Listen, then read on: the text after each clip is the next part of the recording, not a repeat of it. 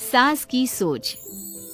गौतम, जा अपनी जोरू को बोल, अभी थोड़ी देर में तैयार होकर नीचे आ जाना। वैसे भी सारे मेहमान आ चुके हैं। जी माँ।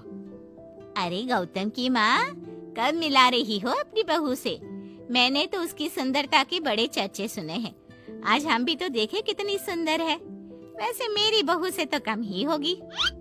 काकी, भाभी इतनी सुंदर है ना कि हमको डर है कहीं किसी की बुरी नजर ना लग जाए।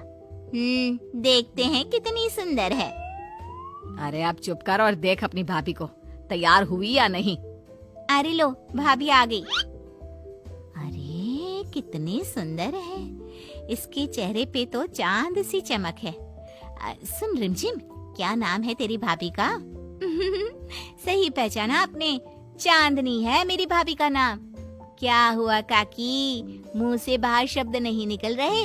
या चांदनी भाभी की चांद सी सुंदरता ने आपका मुंह बंद करवा दिया?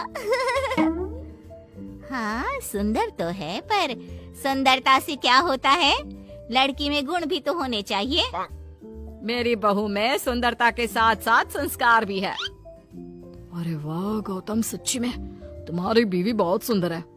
हाँ, एकदम चांद जैसे अलग चमक रही है तुम्हारी बीवी इस पूरी पार्टी में। बात तो तुम एकदम सही कह रहे हो।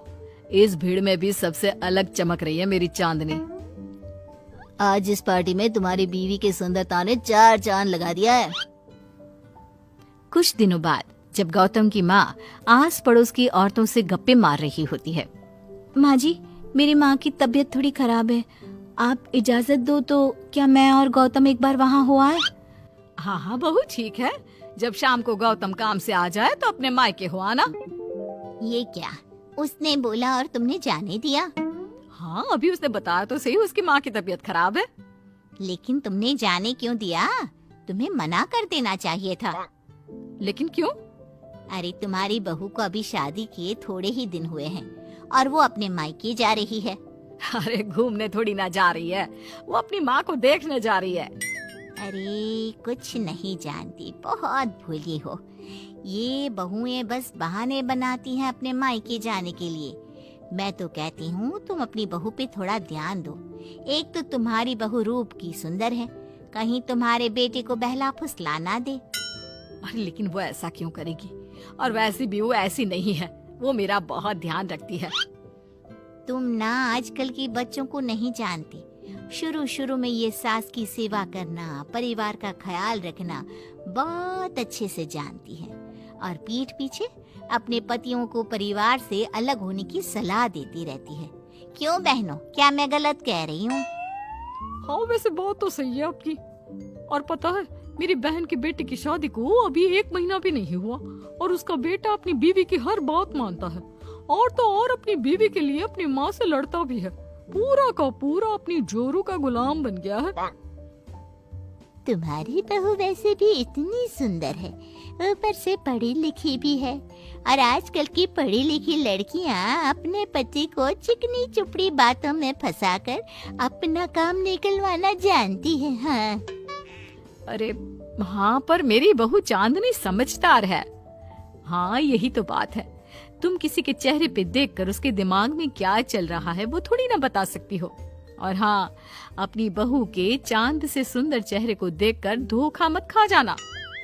अरे जरूरी थोड़ी ना है जो इंसान चेहरे से सुंदर हो वो मन से भी सुंदर हो, क्योंकि चांद पे भी तो दाग होते हैं। थोड़ी देर बाद सभी अपने अपने घर चले जाते हैं। शाम को चांदनी और गौतम घर आते हैं। और बहू, माँ को देखाई? जी माँ जी, अब थोड़ा ठीक है। बहू, अब तुम्हारा घूमना फिरना हो गया हो तो घर के कामों में मेरा हाथ बटाओ। जी माँ जी। मेरा ये घुटनों का दर्द कभी भी शुरू हो जाता है। बहू, लगता है आज सारा काम तुझी को करना होगा। कोई बात नहीं माँ जी, काम ही तो है, काम तो होता रहेगा। आप पहले अपना ख्याल रखिए। ठीक है, अब तो इतना बोल ही रही है तो मैं अपने कमरे में आराम करने जा रही हूँ। अगले दिन सुबह जब गौतम ऑफिस के लिए निकल रहा होता है। माँ, अब कैसा है तुम्हारे घुटनों का दर्द? ज्यादा तो नहीं हो रहा? नहीं तो शाम को चांदनी आपको डॉक्टर के पास दिखाएगी। तुझे किसने बताया? बहू ने इतनी जल्दी तेरे पास मेरी चुगली भी कर दी? माँ, चुगली नहीं, उसे आपकी चिंता है इसलिए उसने मुझे बताया। उसे डर था कहीं आपका दर्द बढ़ ना जाए। थोड़ी देर बाद चांदनी वहाँ आती है। माँ जी, मैं सोच रही थी हम लोगों को अब किसी दूसरे घर में शिफ्ट हो जाना चाहिए। लेकिन क्यों? और अचानक से तुम्हें ये ख्याल क्यों आया? वो माँ जी, मेरी एक सहेली अपना घर बेच रही है और उसका घर गौतम के ऑफिस के पास पड़ता है। और देखिए ना, गौतम को यहाँ से ऑफिस कितना दूर पड़ता है और आपके लिए भी बाजार दूर पड़ता है। अगर हम वो घर खरीद लेते हैं तो हमारा कितना फायदा है। गौतम को ऑफिस के लिए दूर नहीं जाना पड़ेगा और आपको जब शॉपिंग जाने का मन करे आप जा सकती हो। ऊपर से वो मेरी दोस्त है तो वो हमें घर थोड़े कम दाम में भी बेचेगी। हाँ, बात तो तुम सही कह रही हो। कोई जरूरत नहीं है घर बदलने की।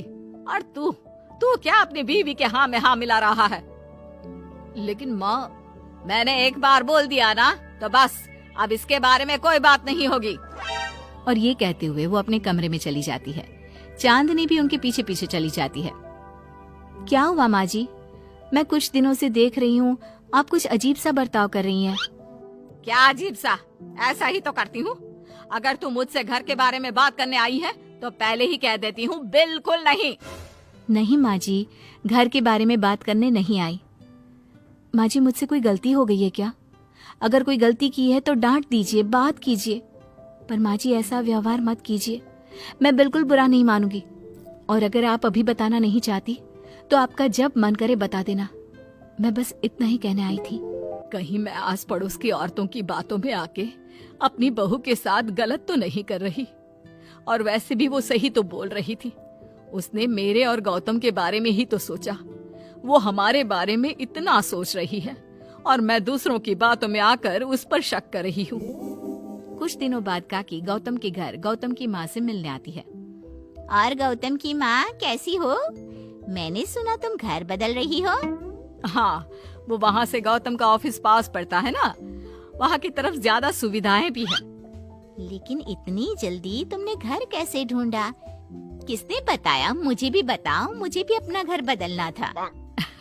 ये चांदनी का आइडिया था, उसी ने घर ढूंढा। देखा, मैंने कहा था ना, इसने अभी से अलग घर ढूंढना भी शुरू कर दिया।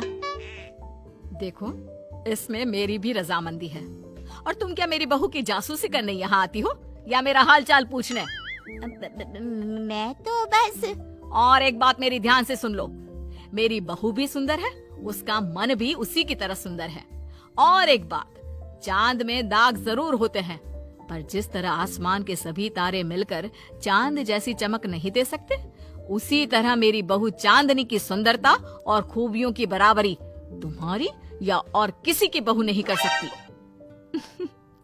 कहने की जरूरत नहीं।